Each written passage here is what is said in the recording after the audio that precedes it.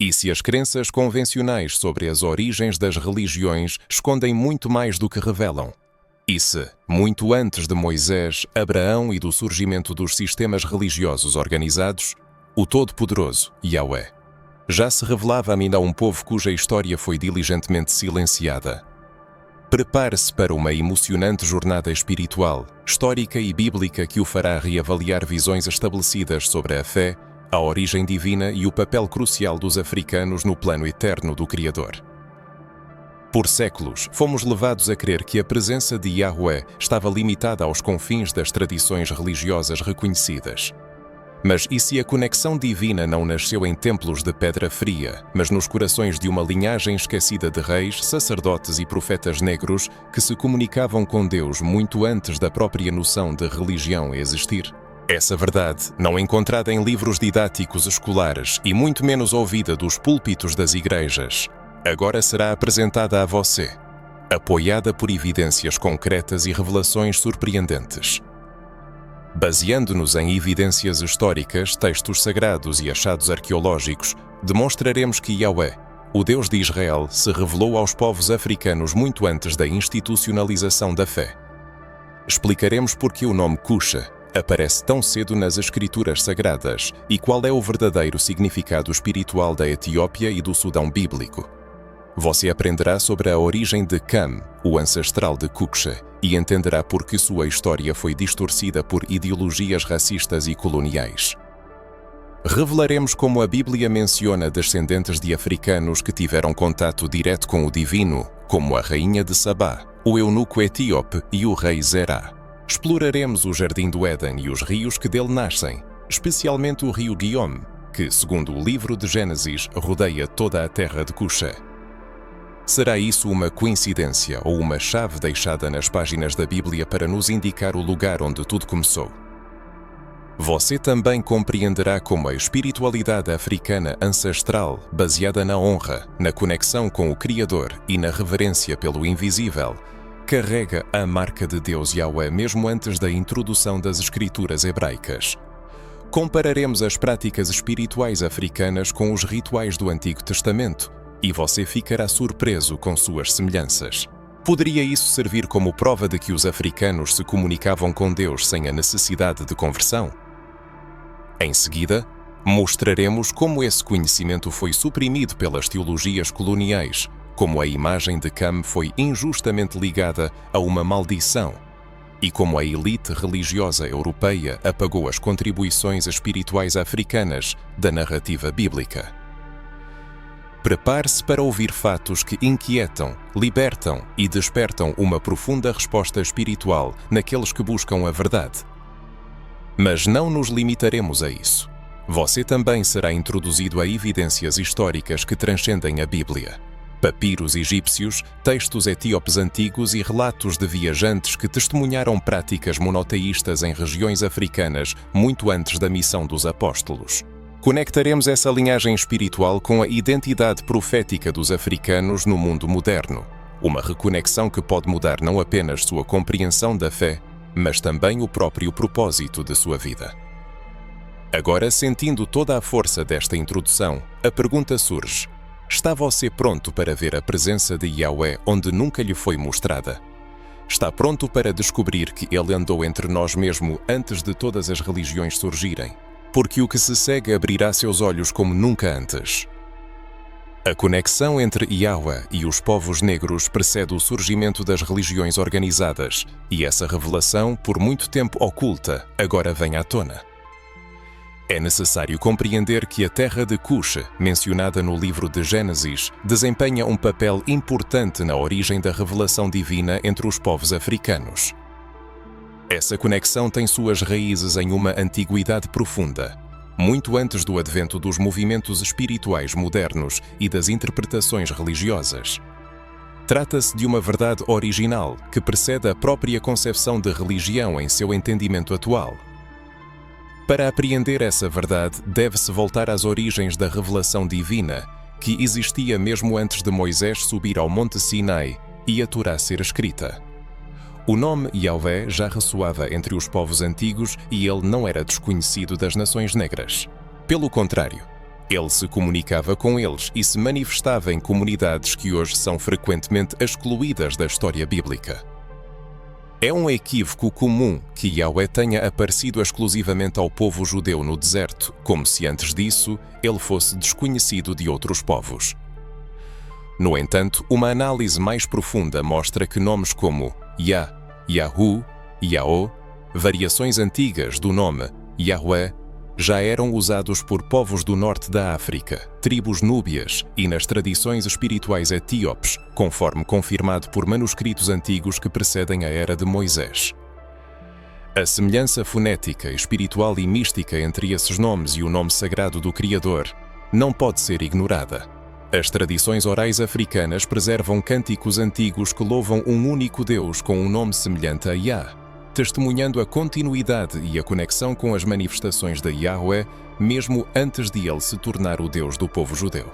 Ele se manifestava entre aqueles que caminhavam com ele na simplicidade da fé, sem templos ou leis escritas, mas com corações voltados para o eterno. Achados arqueológicos e tradições orais, transmitidas de geração em geração, confirmam essas manifestações. A própria Bíblia, lida sem preconceitos, indica que Yahweh não é um Deus novo, mas existiu antes da criação e interagiu com a humanidade desde o princípio. De acordo com dados científicos, os primeiros humanos surgiram no continente africano, berço da civilização e da revelação. Textos como os manuscritos do Mar Morto e livros etíopes mencionam divindades com nomes próximos a Yahweh, associados à soberania, justiça, criação e poder. O nome Yahweh, argumenta-se, não é uma inovação do povo judeu. Ele foi revelado, mas também ecoou em outras culturas, especialmente entre os povos africanos e semitas, cujas tradições se entrelaçaram. Textos e artefatos antigos encontrados nessas regiões contêm menções a um ser supremo, criador do mundo, possuidor de um poder incrível. Estudiosos modernos estão cada vez mais revisitando teorias estabelecidas sobre a origem do monoteísmo. Hipóteses que antes apontavam para a Mesopotâmia ou Israel como o berço da fé em um único Deus, agora consideram evidências de que povos africanos podem ter adorado um Deus criador invisível muito antes das tábuas do Sinai. A história da espiritualidade humana, como se verifica, é muito mais rica e diversificada do que se acredita comumente. Existem dados de que tribos africanas praticavam rituais de purificação com água, jejuns, orações em topos de montanhas e celebrações lunares, o que lembra surpreendentemente as tradições judaicas. A pergunta surge: o povo judeu não teria emprestado essas práticas dos povos africanos? Talvez Yahvé, ao formar seu povo, apenas tenha dado forma ao que já existia há séculos em outras culturas. Nesse caso, os negros, ao contrário do que se pensa, poderiam não ter sido personagens secundários na história bíblica, mas entre os primeiros a entrar em um relacionamento com o Deus eterno. Isso muda radicalmente a perspectiva, pois nos ensinaram que a fé começou com um povo eleito, mas a verdade pode ser muito mais abrangente. Yahweh não se limita a fronteiras étnicas ou nacionais. Ele se revela àqueles que estão dispostos a ouvir, e os africanos estavam entre os primeiros. Imagina o impacto que isso pode ter sobre aqueles que, por séculos, ouviram que sua herança espiritual é inferior, que sua cor de pele é uma maldição, e que seu continente é pagão e sem Deus. Quando percebemos que Yahweh se manifestava entre os africanos mesmo antes do surgimento das religiões, compreendemos que não fomos esquecidos, mas deliberadamente ocultados e apagados da história. Quem se beneficiou disso? A resposta reside no poder da identidade espiritual. Um povo ciente de sua conexão original com o divino adquire uma força inquebrantável e não sucumbe a narrativas impostas. Talvez seja por isso que o silêncio sobre essa origem tem sido tão cuidadosamente mantido até agora. Mas, como diz a Escritura, o oculto será revelado. Portanto, ao ouvir isso, reflita. Você consegue apreender a profundidade dessa revelação? Sente o chamado que ela carrega? Isso não é apenas um fato histórico, é um chamado espiritual. Estamos restaurando uma verdade soterrada por gerações e lançando luz sobre a conexão sagrada que sempre existiu entre Yahweh e os negros. Se você ainda está ouvindo, significa que algo dentro de você ressoa com essa verdade. Pergunte a si mesmo: você acredita que Yahweh se manifestou entre os povos africanos antes do surgimento das religiões? Se a resposta for sim, reflita sobre a palavra revelação. Na Sagrada Escritura, um lugar especial é reservado a Cush, uma terra africana intimamente ligada à disseminação da fé em Yahweh. Não se trata de um símbolo abstrato ou metáfora, mas de uma nação específica com uma clara delimitação geográfica, uma linhagem rastreável e uma origem em Cam, filho de Noé. Cush, cujas terras hoje abrangem a Etiópia e o Sudão, é mencionada na Bíblia não por acaso. A presença de Yahweh nessa região é literal. Um estudo atento torna evidente que a influência divina em solo africano foi muito mais significativa do que se costuma crer. No livro de Gênesis, na genealogia das nações, o nome de Cuxa aparece logo no início. Cam, um dos filhos de Noé, teve 4 filhos: Cuer, Mizraim, Fut e Canaã. De Cuxé descenderam antigas civilizações africanas, entre as quais a Etiópia é a mais conhecida, preservando não apenas o sangue real, mas também a herança espiritual de um povo que se comunicava com o Criador antes do surgimento das religiões institucionais. A menção de Cuxi em Gênesis, no contexto dos rios que nascem no Éden, é bastante notável. Um desses rios, o Guiom, rodeia toda a terra de Cuxa. Se Cuxé já existia naqueles tempos distantes, se seu território era conhecido e fazia parte do paraíso original, então isso indica que o Éden, o começo de tudo, estava conectado à terra africana. Se a criação teve uma conexão direta com Cush, então talvez a manifestação de Yahweh tenha começado exatamente ali. É importante entender que a religião no sentido moderno, com seus rituais estritos, templos e hierarquias, surgiu muito mais tarde. Naqueles tempos, a comunicação com Deus era direta, pura e se manifestava no mundo ao redor. Eram precisamente tais relacionamentos que o povo de Cush mantinha. Existem tradições orais e evidências simbólicas que apontam para profundas práticas espirituais existentes nesta região.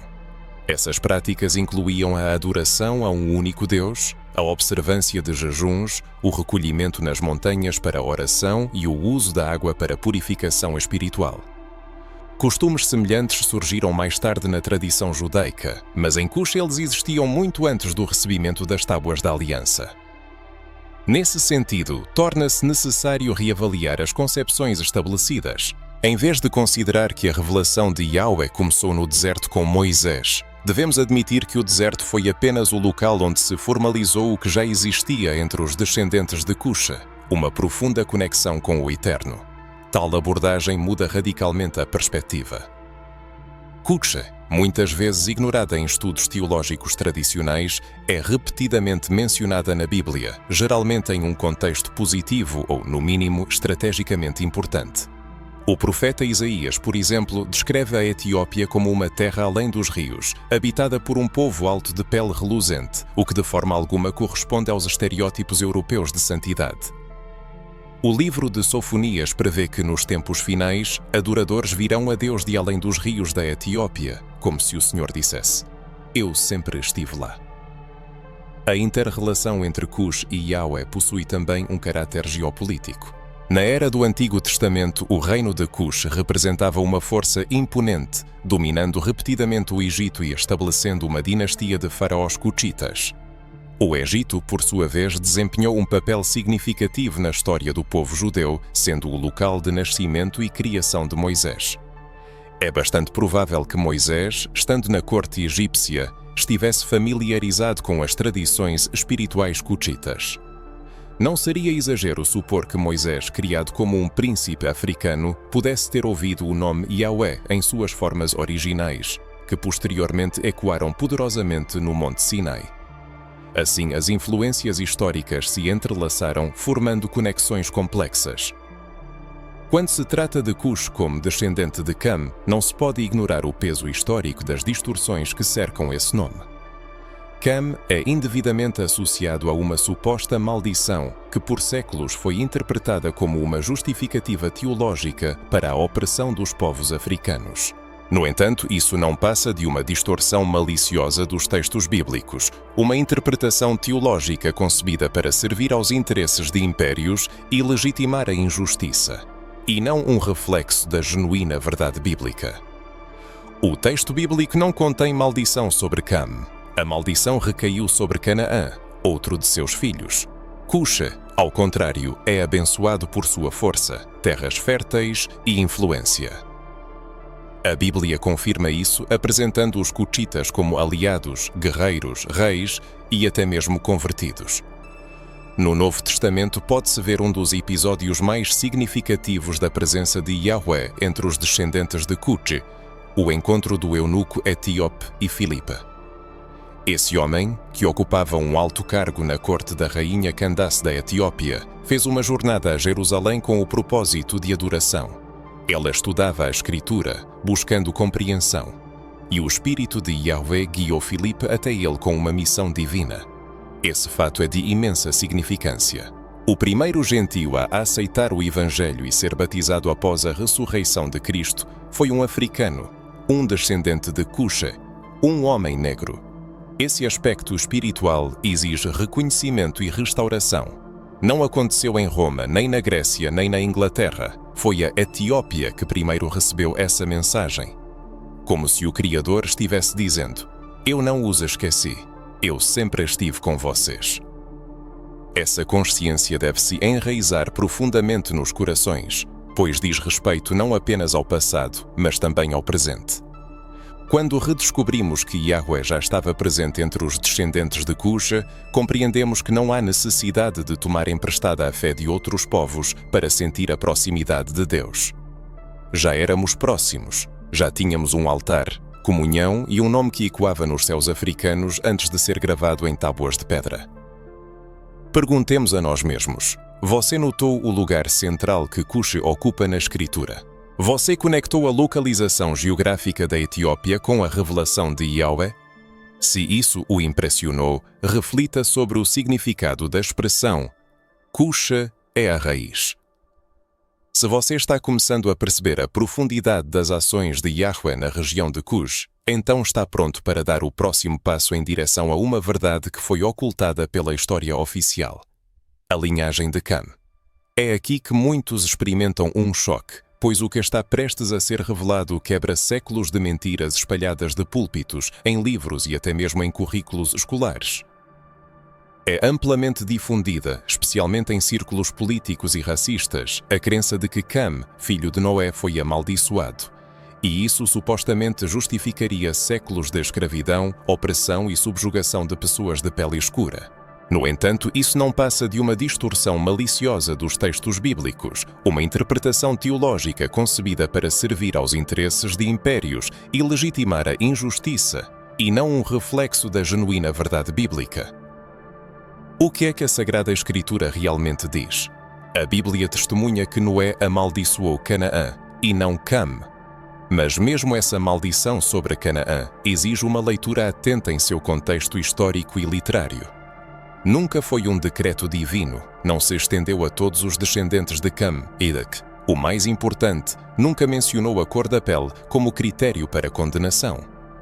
A história testemunha como essa narrativa foi distorcida. Líderes religiosos europeus na era colonial usaram esse texto como arma ideológica, criando uma falsa doutrina de que os povos africanos eram amaldiçoados e, portanto, destinados à escravidão. Essa foi uma manipulação espiritual cínica, destinada a justificar séculos de tráfico de escravos, genocídio cultural e destruição de tradições sagradas. No entanto, a Bíblia, lida com discernimento e imparcialidade, não apenas refuta essa mentira, mas também revela fatos surpreendentes. A linhagem de Cam foi marcada por força, revelação divina e influência espiritual em diversas regiões do mundo antigo. Cam teve 4 filhos: Cuxa, Mizraim, Fut e Canaã, cada um dos quais se tornou o progenitor de grandes nações da antiguidade. E todos esses povos, direta ou indiretamente, estão conectados com as ações de Yahweh na terra. Consideremos isso em mais detalhes.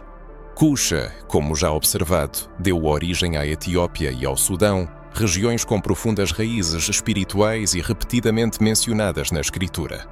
Mizraim é o nome hebraico para o Egito, uma terra onde ocorreram numerosos sinais, maravilhas e manifestações do poder divino. Foi lá que o Todo-Poderoso confrontou deuses pagãos para libertar seu povo. Pense nisso. Como pode ser considerada amaldiçoada uma linhagem que gerou o próprio ambiente onde Yahweh manifestou tão gloriosamente seu poder? O Egito não foi um povo rejeitado por Deus. Pelo contrário, foi usado como instrumento para formar, educar e até proteger os judeus. Abraão buscou refúgio no Egito, José tornou-se governante lá e Moisés foi criado como filho da filha do faraó. É impossível separar a ação divina da terra de Mizraim. Yahvé estava presente lá. Mesmo que os governantes daquela terra não o adorassem conscientemente, ele usou a história, as circunstâncias, as intrigas políticas e os reis poderosos para realizar seu plano. Isso não é ausência de Deus, mas seu controle soberano. E isso prova que o sangue de Cam carregava não apenas um fardo, mas também um grande propósito. O terceiro filho de Cam foi Fut, de quem descenderam os povos que habitavam o norte da África e o Magrebe. Embora seja menos frequentemente mencionado na Bíblia, estudiosos reconhecem sua influência na formação de tribos guerreiras, comerciais e espirituais. Muitos desses povos representavam uma mistura de culturas semitas e africanas. O nome Yahweh, em várias formas, era conhecido nessas terras. Evidências de fé em um Deus Criador invisível e de práticas espirituais como jejum, sacrifícios e adoração em lugares altos existiam na cultura dos descendentes de Fut muito antes da formação do judaísmo. A história da humanidade guarda muitos exemplos de interação entre povos e culturas, onde destinos se entrelaçaram e novos significados foram formados.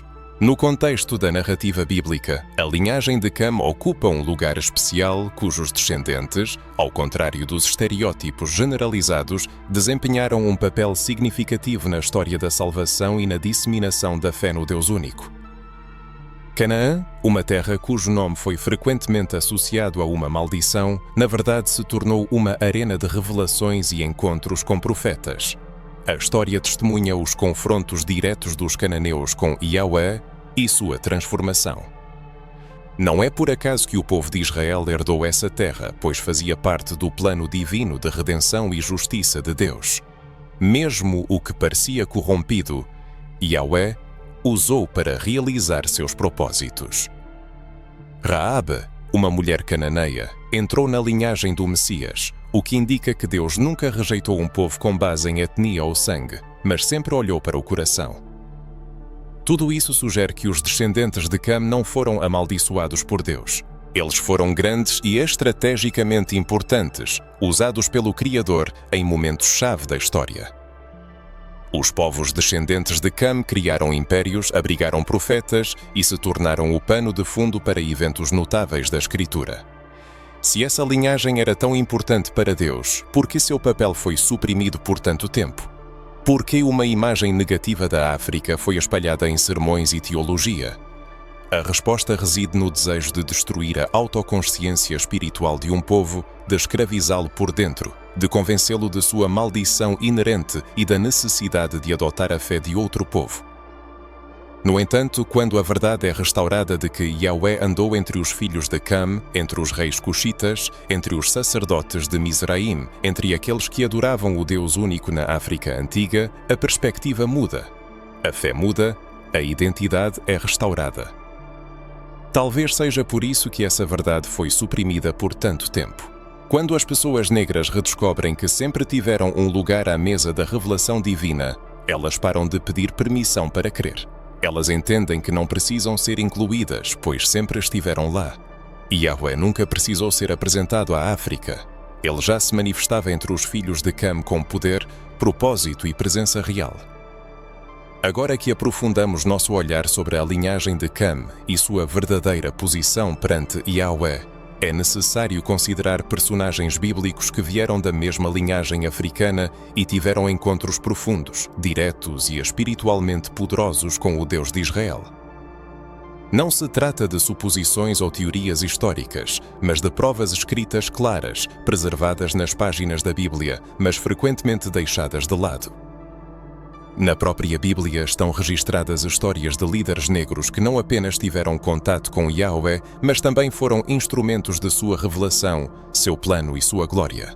Um dos primeiros nomes a serem lembrados com honra e reverência é o da Rainha de Sabá.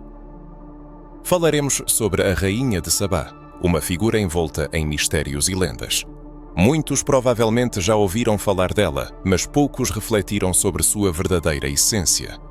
Ela não era apenas uma viajante curiosa ou uma figura política.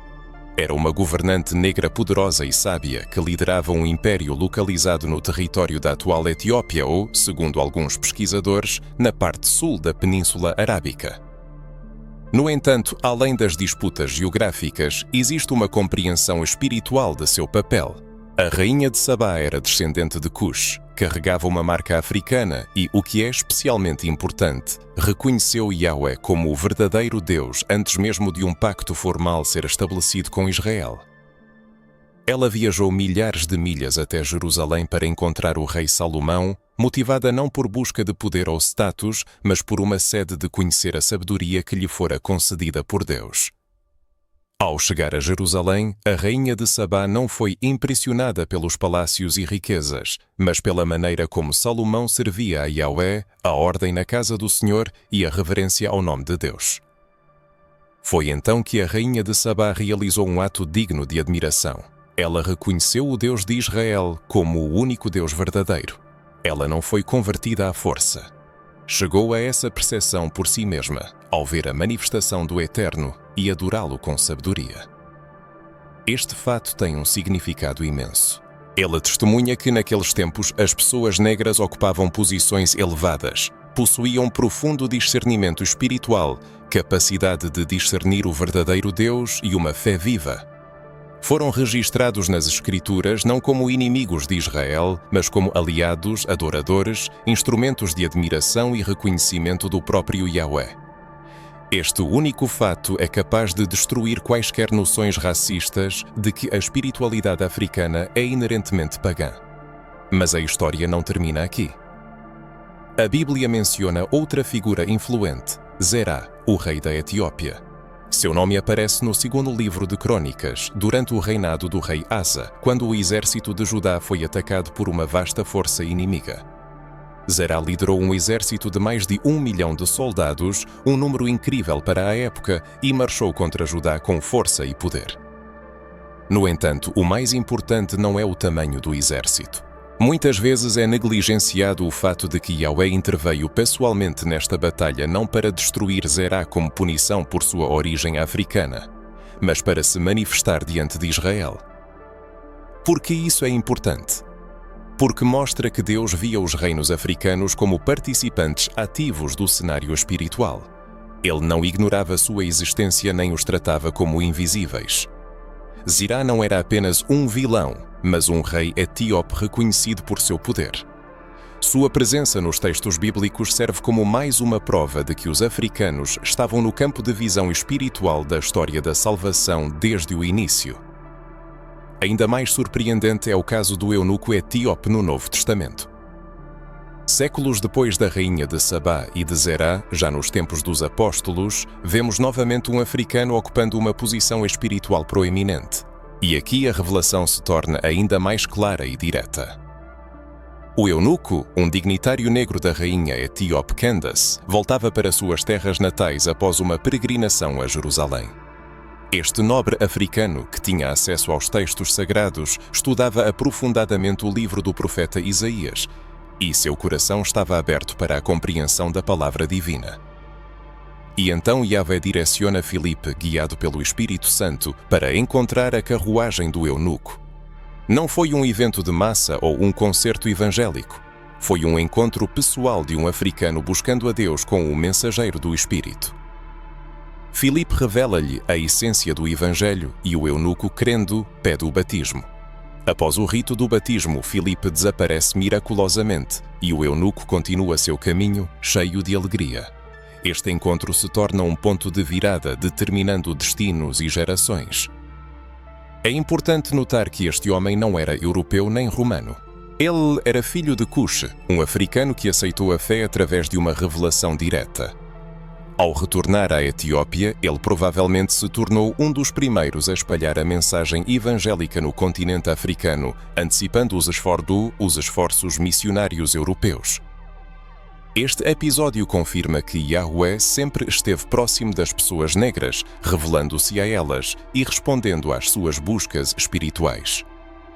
Ele não precisava da mediação de outros povos, pois já era conhecido, buscado e reverenciado. Todos esses personagens são unidos por características comuns: origem africana, alta posição social e uma conexão direta com Yahweh, sem a necessidade de intermediários religiosos. Este fato destrói o estereótipo arraigado de que a espiritualidade dos africanos começou apenas com a chegada dos europeus. Os filhos de Cam aparecem não como personagens secundários, mas como figuras-chave no plano divino, exemplos de fé, sabedoria e verdadeira adoração. No entanto, com que frequência se ouvem sermões sobre a rainha de Sabá, com ênfase em sua origem africana? Com que frequência é mencionado que o primeiro batismo de um gentio no Novo Testamento foi o batismo de uma pessoa negra? Com que frequência Zará é mencionado como um poderoso rei etíope no contexto bíblico? Infelizmente, tais menções são extremamente raras. Isso não é coincidência, mas o resultado de uma política deliberada, visando alienar as pessoas negras de sua herança espiritual. Mas chegou a hora de restaurar a verdade histórica e abrir os olhos para a verdadeira situação. Se você já sentiu a presença de Yahweh entre os descendentes de Cam, então chegou a hora de um mergulho mais profundo na história sagrada e de uma nova perspectiva sobre o continente africano. Um estudo atento do livro de Gênesis permite ver que o Éden, o jardim original, poderia estar localizado não no Oriente Médio, mas na Etiópia, no coração da África. Poderia o Éden, o jardim bíblico da bem-aventurança, estar localizado no coração da África? Essa hipótese muda radicalmente nossa percepção da história, apresentando o continente africano como o ponto de partida do plano divino. A África se revela como uma terra sagrada, onde o Criador inicialmente planejou manifestar-se aos primeiros seres humanos. Nas Escrituras Sagradas, são mencionados 4 rios, cujas nascentes estavam no Éden: Pison, Guiom, Tigre e Eufrates. É notável que o rio Giom banhava a terra de Cusha. Para aqueles familiarizados com as tradições bíblicas, isso não é apenas um detalhe geográfico. É um testemunho convincente de que o povo africano, desde os tempos mais antigos, estava sob a proteção da presença divina. Apesar da ausência de indicações precisas sobre a localização do Éden na Bíblia, as alusões geográficas, as tradições orais africanas, os antigos anais das civilizações cuxitas e etíopes, bem como as descobertas arqueológicas, sugerem que a África desempenhou um papel central, sendo o local de encontro entre o Criador e a humanidade.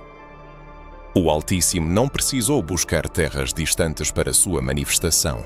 Ele residia originalmente na África, entre as pessoas que foram as primeiras a sentir a proximidade divina. É notável que nos textos sagrados, rios e terras férteis são geralmente associados aos descendentes de Cam, em particular a Cusha. Não é por acaso que Guiom ocupa um lugar especial e a Etiópia é mencionada como terra de sabedoria e poder. Isso indica que o Criador via neste território um significado fundamental para o desenvolvimento espiritual da humanidade. Se o Éden estava localizado perto da África, então os primeiros passos do homem, seu primeiro suspiro e a consciência do divino ocorreram sob o céu africano, perto dos rios, cujo significado espiritual permanece profundo, apesar de estarem ocultos nas profundezas da história. O plano original de Deus não se limitava a Israel e não surgiu em Jerusalém, como é comumente acreditado. Ele estava conectado a toda a humanidade, e o berço da humanidade é a África. Isso nos força a reconsiderar a narrativa da criação, a origem das pessoas negras e o papel das terras africanas na revelação divina. Talvez cada árvore, cada rio, cada vale e montanha foram testemunhas dos primeiros passos da humanidade no caminho do conhecimento do Altíssimo. Tudo isso testemunha que a África ocupa um lugar central na história espiritual do mundo. O Criador não apenas escolheu andar entre as pessoas negras, mas também transformou o continente africano em um lugar de revelação, adoração e contato direto com o Criador. Ao refletir sobre as tradições, mitos, lendas e a espiritualidade ancestral africana, pode-se notar ecos do Éden, rituais de purificação, adoração perto de rios e fontes, celebração dos ciclos da vida, reverência ao Criador como um ser único e invisível. Tudo isso ressoa com a experiência dos primeiros humanos no Éden. Não é por acaso que muitos povos africanos preservaram tradições que remetem a antigas conexões com o Ayatollah, com o Altíssimo, que falam de um Deus que caminha próximo, revelando-se na natureza, rios, montanhas e céus. O povo de Cush, como já mencionado, estava no centro dessa história, recebendo a revelação divina muito antes do surgimento da Torá e do Templo em Jerusalém. Em Jerusalém, no coração da Terra Sagrada, a Bíblia se revela a nós sob uma nova luz, se descartarmos as preconcepções. Ela revela a África não apenas como um continente, mas como o centro espiritual da criação, o berço onde o Criador começou a realizar seu plano de salvação para a humanidade. Cada rio, cada região, cada antigo reino africano, mencionado nos textos sagrados, é como um fragmento do Éden, uma partícula da presença de Yahweh, cuidadosamente preservada nas tradições orais e espirituais. E o que é surpreendente é que, enquanto outros povos foram gradualmente se entrelaçando na narrativa bíblica, o continente africano e seus habitantes negros estão presentes nela desde o início. Não são figurantes, nem personagens secundários, mas os protagonistas dessa história. O Éden, com seus rios caudalosos, terra fértil e conexão direta com Yahweh, testemunha que foram os africanos que primeiro conheceram a proximidade com o Altíssimo, os primeiros a sentir o toque do divino, aprendendo a viver em fé e adoração. Isso muda radicalmente nossa compreensão da história da espiritualidade, da origem da humanidade e do papel da África no plano eterno de Deus. Ao refletir sobre isso, inevitavelmente nos perguntamos: por que essa verdade permanece oculta de tantas pessoas? Por que o lugar central da África e das pessoas negras na revelação divina foi obscurecido, diminuído ou esquecido? A resposta, infelizmente, é óbvia. A influência da narrativa, o controle sobre a história e a criação de mitos europeus serviram por séculos para ocultar essa realidade. Mas a verdade não pode ser escondida para sempre. Abrindo os olhos, vemos que Yahweh sempre esteve por perto, sempre caminhou entre aqueles que hoje chamamos de africanos, sempre se manifestou através das terras, rios, tradições e a espiritualidade que eles cuidadosamente preservaram. Ao mergulharmos na história da espiritualidade africana, descobrimos algo surpreendente. Muito antes da imposição de religiões organizadas e da colonização espiritual, existia uma teologia africana viva e pulsante, inseparavelmente ligada ao Deus Criador. Não era uma religião no sentido convencional, com templos, leis escritas e hierarquias formais. Era uma experiência direta, pessoal e comunitária de comunhão com Yahweh, o mesmo Deus que mais tarde se revelaria a Israel. E o mais surpreendente é que, ao estudar essas tradições ancestrais, encontramos elementos que ressoam de forma surpreendente com as práticas e conceitos que mais tarde apareceriam no judaísmo, na espiritualidade judaica e até mesmo no cristianismo primitivo. Na antiga espiritualidade africana, Deus não era um conceito distante e abstrato. Ele era vivo, presente e ativo na vida cotidiana, manifestando-se nas montanhas, rios, céus e na fertilidade da terra. O Criador era invocado de diferentes maneiras, frequentemente usando nomes que soavam como Ia ou Iao, o que ecoa o nome de Yahweh. Esse contato não exigia intermediários ou templos. Era realizado em práticas comunitárias, nas celebrações dos ciclos da vida, em ritos de passagem, na adoração silenciosa da natureza e na transmissão de sabedoria de geração em geração. É impressionante a percepção de que os mais antigos dialetos africanos preservaram fonemas e termos diretamente relacionados à invocação do Criador. Essas práticas têm raízes na cultura de povos que se comunicavam com Yahweh muito antes de Moisés receber as tábuas da aliança no Monte Sinai. Um estudo aprofundado dos rituais tribais africanos demonstra uma semelhança surpreendente com os costumes hebraicos antigos. Por exemplo, o rito de purificação pela água, que hoje é associado ao batismo, já existia nos rituais africanos, simbolizando o renascimento e proximidade com o divino. O jejum como forma de fortalecer a conexão com Yahweh e preparar o coração para revelações também era um elemento importante da prática espiritual. As cerimônias realizadas em elevações, como montanhas e colinas, também refletem o desejo de proximidade direta com Deus, relembrando a tradição judaica de subir montanhas para orar e receber revelações. Até a música, o canto e o uso de tambores nas celebrações africanas encontram paralelos nos salmos e cânticos de louvor usados no Antigo Testamento. A essência permanece a mesma: a busca pela presença de Yahweh, a comunhão com o Criador e a glorificação da vida através da conexão divina. É importante sublinhar que essa conexão espiritual não era privilégio da elite ou dos governantes, mas permeava toda a sociedade.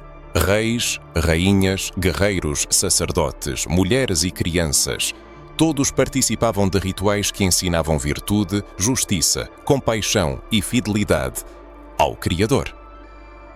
Isso leva à compreensão de que a África não apenas reconhecia a existência de Deus, mas também desenvolvia uma teologia viva que definia princípios morais, ética, governança e a sobrevivência das comunidades. Mesmo sem uma Bíblia escrita, esses povos possuíam códigos morais, tradições sagradas e ensinamentos que ressoavam com a lei divina, transmitidos de geração em geração. Considerando essa questão sob tal perspectiva, torna-se evidente que a colonização religiosa não trouxe Deus para a África. Ela, ao contrário, procurou substituir, distorcer e apagar uma tradição que existia muito antes da chegada de missionários, colonizadores e teólogos europeus. A população africana já possuía uma teologia estabelecida, uma profunda compreensão de Yahweh e práticas que refletiam reverência, adoração e comunhão direta com o Criador. Além disso, essa teologia influenciava a formação de culturas, governos e sistemas de justiça, provando que a espiritualidade africana não era algo primitivo ou inferior. Ela representava um sistema holístico e estruturado, profundamente alinhado com os princípios que mais tarde seriam codificados em Israel e em outros textos sagrados. Um dos aspectos mais fascinantes é como essa tradição conseguiu preservar a identidade divina, apesar da opressão, deslocamentos e tentativas de erradicação.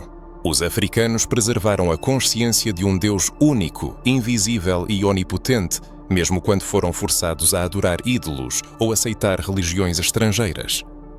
Isso testemunha uma notável resiliência espiritual, uma fidelidade que transcende o tempo, guerras, escravidão e colonização, demonstrando que Yahweh sempre esteve presente, guiando e protegendo o seu povo. Um estudo atento da questão mostra que muitas dessas antigas práticas africanas não apenas anteciparam a religião organizada, mas também ensinaram ao mundo princípios universais de justiça, moralidade, liderança e adoração. A África não apenas teve contato com Deus, ela foi e continua sendo uma escola viva de espiritualidade, um lugar onde os fundamentos da fé, do respeito ao Criador e da vida comunitária foram formados muito antes da construção de quaisquer templos. Ao olharmos para as profundezas da espiritualidade do continente africano, inevitavelmente nos perguntamos: você já sentiu essa conexão profunda? Percebeu os ecos da presença de Yahweh nas antigas tradições africanas, rituais sagrados e visões teológicas? Se essa revelação tocou seu coração, se você já sentiu a presença invisível de Yahweh entre os descendentes de Cam, estamos nos aproximando da compreensão de algo ainda mais íntimo. Quão drasticamente a história oficial foi distorcida para apagar essa verdade sagrada. A espiritualidade africana, que surgiu muito antes do aparecimento de religiões organizadas e templos majestosos, foi submetida a ocultação sistemática, distorção e até mesmo reinterpretação intencional, para privar as pessoas negras de sua rica herança espiritual. Não foi por acaso ou uma coincidência. Foi um processo deliberado, metódico e cuidadosamente planejado, alimentado por motivos políticos, económicos e ideológicos daqueles que buscavam estabelecer controle sobre a narrativa de Deus e da história da humanidade. Em resultado, por séculos, milhões de pessoas foram convencidas de que a conexão entre Yahweh e os africanos era insignificante, inexistente ou totalmente ausente, enquanto na verdade desempenhava um papel central. A teologia eurocêntrica desempenhou um papel crucial nessa obliteração. Missionários, teólogos e académicos europeus não apenas impuseram novas interpretações religiosas, mas muitas vezes reescreveram a história bíblica para atender aos interesses de seus próprios países e culturas, ignorando completamente os testemunhos africanos, as tradições orais e as práticas espirituais que apontavam para Yahweh. Por exemplo, apesar de Kutshe, Etiópia e outros reinos africanos serem repetidamente mencionados na Bíblia como terras de imenso significado espiritual, as interpretações coloniais passaram a apresentar esses povos como pagãos, afastados de Deus ou sem qualquer importância. Essa distorção não era meramente teológica, tornou-se uma poderosa ferramenta de dominação cultural. Ao negar a presença de Deus em um povo, você mina sua autoidentidade. Você obtém controle sobre sua fé. Você destrói sua autoestima espiritual. A censura e a reinterpretação arbitrária dos textos sagrados faziam parte de uma estratégia cuidadosamente elaborada. Livros, capítulos e versículos que poderiam demonstrar claramente a conexão africana com Yahweh foram minimizados, excluídos de traduções populares ou parafraseados para se adequar a uma perspectiva eurocêntrica. Ao longo dos séculos, académicos europeus traduziram e comentaram seletivamente a Bíblia, destacando as histórias de povos não africanos e silenciando sobre o papel central da África e dos descendentes de Cam.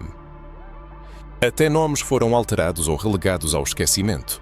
Cush se tornou uma menção obscura e insignificante, enquanto Mizraim, Put e outros foram praticamente apagados da memória.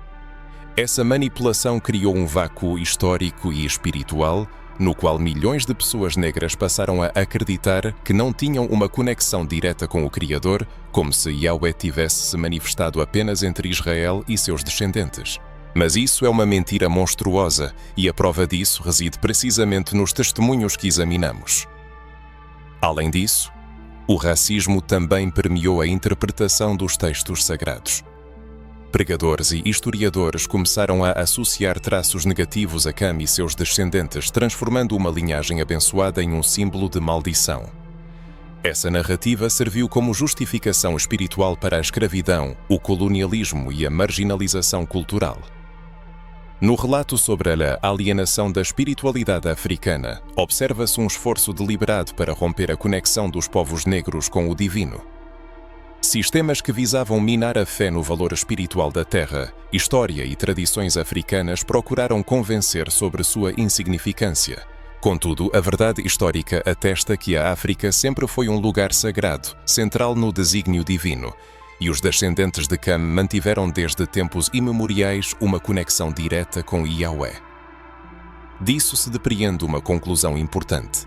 Para compreender a verdadeira fé, é preciso retornar às suas origens, rejeitando interpretações distorcidas e redescobrindo a espiritualidade primordial, oculta por séculos. A importância dessa reinterpretação histórica é inestimável. A consciência de que os povos negros estavam originalmente presentes no plano divino e que suas terras, cultura e espiritualidade estavam em harmonia com Yahweh, contribui para a restauração de uma identidade espiritual sólida. Não se trata apenas de orgulho étnico, mas de uma reunificação com o Criador, com a verdade e com a própria história que foi artificialmente distorcida. Ao retornar às suas origens, os povos negros não estão criando algo novo, mas apenas restaurando o que sempre existiu, mas foi intencionalmente ocultado. Esta não é apenas uma questão histórica, mas uma questão de fé. A erradicação da herança espiritual negra representa não apenas uma perda cultural, mas também uma tentativa de romper a conexão direta dos povos negros com Yahweh. No entanto, essa conexão nunca foi interrompida, mas apenas escondida sob camadas de falsas interpretações e preconceitos. Um estudo atento da Bíblia, de fontes históricas, das tradições orais africanas e da espiritualidade antiga revela um quadro claro.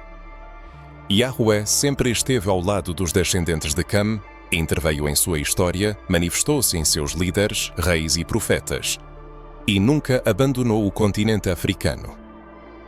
O reconhecimento desse fato permite visualizar padrões que antes passavam despercebidos. A posição central da África no universo, os encontros diretos de Yahweh com reis e rainhas africanas, a preservação de tradições espirituais que refletem a adoração a um Deus único e invisível.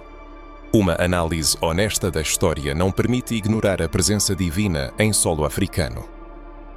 Cada ritual, cada celebração, cada menção bíblica de Cush ou Mizraim serve como um lembrete de que Deus nunca se esqueceu dos povos negros.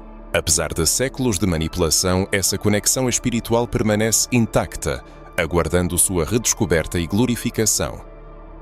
É preciso refletir sobre como a história da espiritualidade africana foi distorcida e apagada, e como a teologia eurocêntrica deturpou a narrativa bíblica, buscando ocultar o importante papel dos povos negros.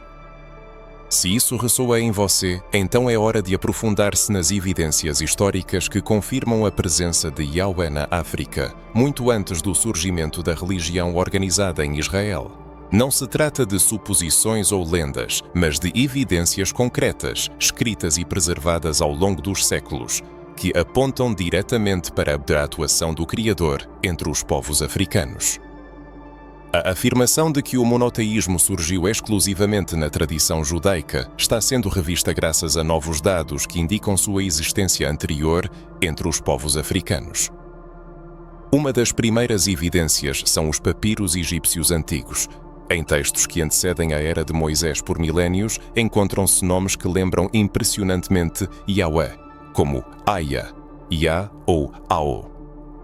É importante notar que estes não são meros títulos secundários ou designações de deuses, mas representações de uma divindade suprema, o Criador do Universo, a quem eram prestadas homenagens em rituais e celebrações em todo o Egito e territórios adjacentes. A descoberta desses nomes em papiros antigos atesta que o monoteísmo, a crença em um Deus único e invisível, floresceu em regiões africanas muito antes de sua codificação em Israel.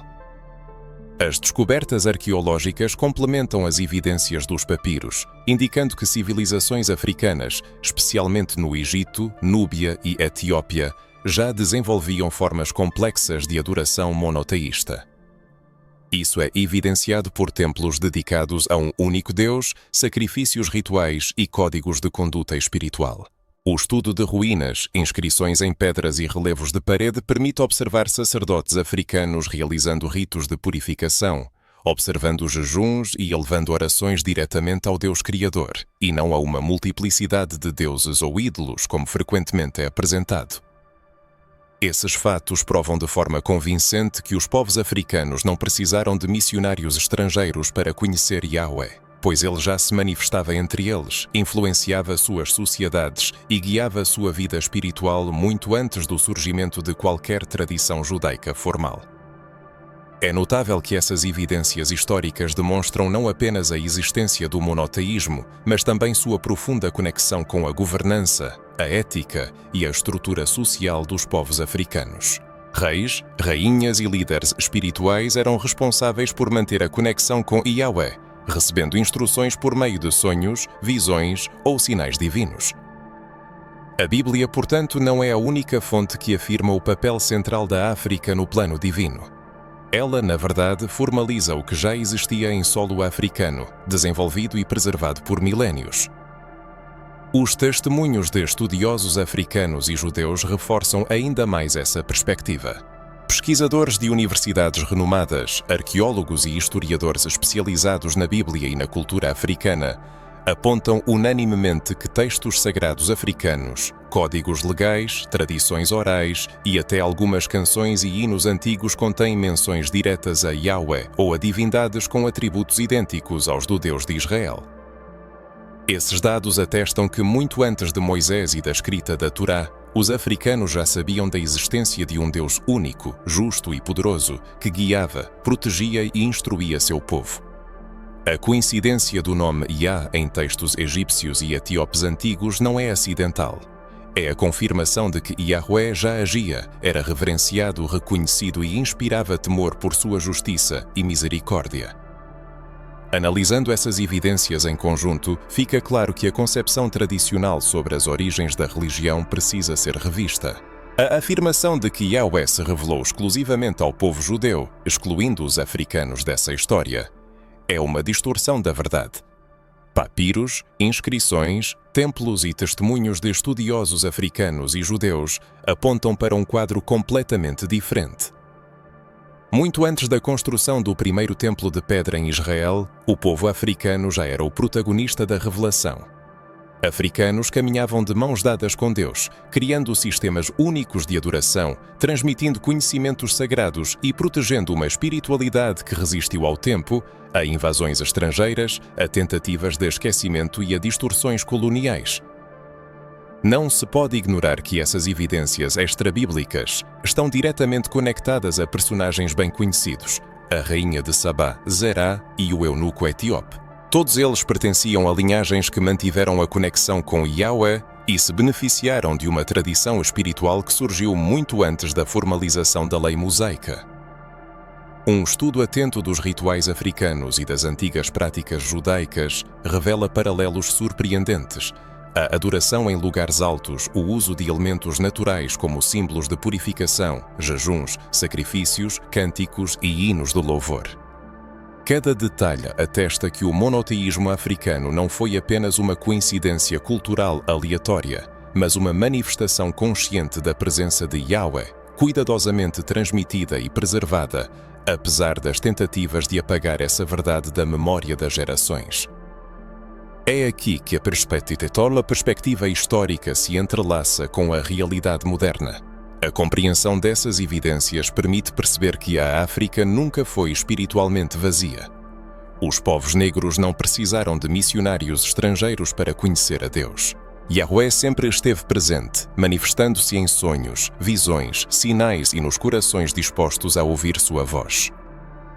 A centralidade da África, a presença de Cush, os papiros egípcios, os templos, os rituais e os testemunhos de estudiosos africanos e judeus, tudo isso indica que a história da espiritualidade humana tem raízes africanas muito mais profundas do que muitos estão dispostos a admitir. As profecias de Ezequiel e Isaías revelam verdades importantes sobre os povos negros e sua reunificação com Yahweh. Desde os tempos antigos, os profetas predisseram que os filhos dispersos seriam chamados de volta, que aqueles que foram separados, esquecidos ou manipulados se reuniriam com seu Criador. Não se trata apenas dos israelitas exilados ou dos povos do Oriente Médio, mas de todas as linhagens que carregam o sangue de Cam, Cush, Mizraim, Put e Canaã, de todos que desde o princípio estavam conectados a Yahweh, mas sofreram com o apagamento da memória, a distorção da verdade e as manipulações ao longo dos séculos. As escrituras de Ezequiel e Isaías falam de uma profunda restauração espiritual e histórica. A reunificação com Yahweh não é apenas uma questão de fé pessoal, mas uma reparação histórica e o reconhecimento de uma verdade antiga. Essas profecias permitem perceber que Yahweh nunca abandonou os povos negros, embora seu papel tenha sido marginalizado nas narrativas históricas oficiais. A profecia fala do retorno dos dispersos, de um chamado à reconciliação e à integração de todos aqueles que carregam a herança divina. É como se Deus dissesse: "Eu nunca os esqueci. E agora é a hora de vocês perceberem seu próprio papel central em meu plano." A reunificação com as raízes espirituais para pessoas de ascendência africana não é apenas um gesto simbólico ou uma questão de escolha pessoal, mas uma necessidade premente com um significado profundo e multifacetado que transcende uma única geração. Conectar-se com Yahweh significa para os povos negros não apenas um retorno à fé, mas também a restauração do senso de dignidade, identidade e consciência de sua importância histórica, que sempre foram parte integrante de sua herança. Esse processo de reunificação não pode ser superficial. Ele exige uma imersão profunda no conhecimento, uma análise cuidadosa e a compreensão da própria história. Isso implica o reconhecimento do fato de que do Éden bíblico à era de Abraão, Moisés, Salomão e da rainha de Sabá, os povos negros desempenharam um papel consistentemente importante no plano divino. Yahweh não precisou ser apresentado a esses povos, pois sempre esteve presente, manifestando-se por meio da grandeza da natureza, das águas dos rios de Cuxa, das tradições espirituais da África e da experiência de líderes, rainhas e do eunuco etíope, que tiveram contato direto com o Criador. As profecias de Ezequiel e Isaías servem como um lembrete de que a ignorância histórica ou religiosa não pode anular o plano de Deus, e que a recuperação do conhecimento perdido é uma condição necessária para a plena realização do destino dos povos negros. Estudando cuidadosamente a história, chegamos à compreensão de que os povos negros não são apenas parte da história humana, mas um elemento estrategicamente importante no plano de salvação e revelação de Yahweh. Desde o início, Deus predestinou que a manifestação de sua presença se desse por meio desses povos, para que eles preservassem suas verdades mesmo em condições de adversidade, escravidão e opressão. A centralidade da África, a linhagem de Cam e a preservação das antigas práticas Jepadi espirituais atestam que os povos negros sempre desempenharam um papel fundamental na manifestação de Yahweh no mundo. Sem sua participação, parte da revelação divina poderia ter sido perdida ou distorcida para sempre. Assim, a reunificação espiritual não é apenas um retorno formal à fé, mas uma imersão profunda em sua história, a recuperação de sua identidade e de sua herança espiritual. Cada ritual redescoberto, cada tradição compreendida à luz de Yahweh, cada narrativa bíblica que reconhece os africanos como participantes-chave no plano de Deus, torna-se um passo em direção à reparação histórica predita pelos profetas. Isaías, por exemplo, fala da restauração dos desertos, da reconciliação dos povos e da justificação daqueles que foram esquecidos ou rejeitados. Ao ler essas profecias, é impossível não ver nelas uma indicação direta aos povos negros, a quem se lembra de seu valor espiritual, histórico e profético. À luz dessa compreensão, a responsabilidade também se torna clara. Não basta apenas crer em Deus, é necessário reconhecer, estudar, transmitir e honrar essa verdade. A participação ativa no estudo da própria história espiritual torna-se um ato de fidelidade a Yahweh. A consciência de que os rios que cercam Cuxa, as tradições africanas, os papiros egípcios e os registros históricos extrabíblicos não são apenas objetos de curiosidade, mas testemunhos vivos da presença constante do Criador entre os povos negros. E hoje, mais do que nunca, é necessário que essa verdade seja proclamada, compreendida e vivida. A reunificação com as raízes espirituais torna-se não apenas um ato de memória, mas uma experiência vivida, um retorno às origens que nutrem a alma. Esse processo de reunificação revela verdades profundas sobre a autoidentidade.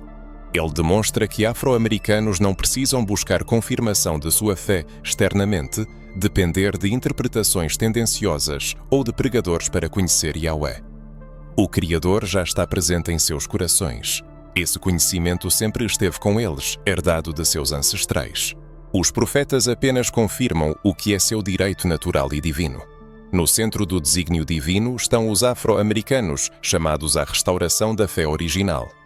Sua herança espiritual é sagrada e inquebrável, e isso precisa ser reconhecido. A pergunta que surge para todos é: você sente o chamado dessa reunificação em sua vida? Você ouve as vozes dos profetas que falam sobre a restauração da justiça e o reconhecimento do valor dos afro-americanos como parte integrante do plano divino? Parabéns a quem leu até o fim. Isso demonstra um desejo sincero de compreender a verdade sobre a presença de Yahweh entre os afro-americanos, sobre uma história que foi oculta por séculos. É necessário continuar estudando e divulgando esse conhecimento para reviver a herança esquecida e fortalecer a compreensão da identidade espiritual. O reconhecimento dessas verdades é um passo importante para a consciência da herança espiritual e a compreensão do que foi ocultado.